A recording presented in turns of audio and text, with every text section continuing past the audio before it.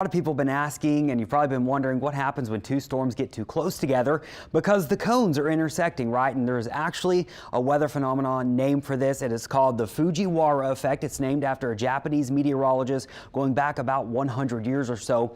And there are some effects when storms get close together. So here's an example. These aren't actual storms in the Pacific, but you've got one storm and you've got two storms. Now, when they start to get close together, they do start to feel the effects of each other. Now, what does that mean? Well, they will eventually start to rotate around each other and around kind of a central point here. So that means you've got two similar sized storms kind of just rotating around each other. That's if they're similar size, kind of similar intensity. Now, if you have storms that are different sizes, different intensities, what will happen is the bigger storm will start to weaken that smaller storm.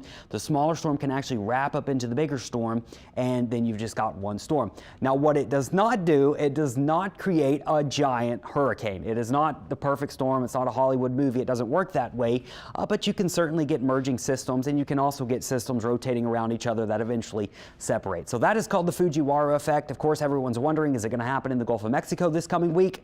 Well, still a little unclear. I wouldn't count on it. It's certainly not going to look like what I just showed you, but it will certainly be interesting to watch to see how these two storms eventually try to interact with each other. Going to come very close to each other. You see, by Wednesday, you've got the storm off the Gulf Coast. That's Laura, but by Wednesday, you've got Marco over towards Texas. So not getting terribly close, but plenty close to where they'll at least start to feel some effects from each other.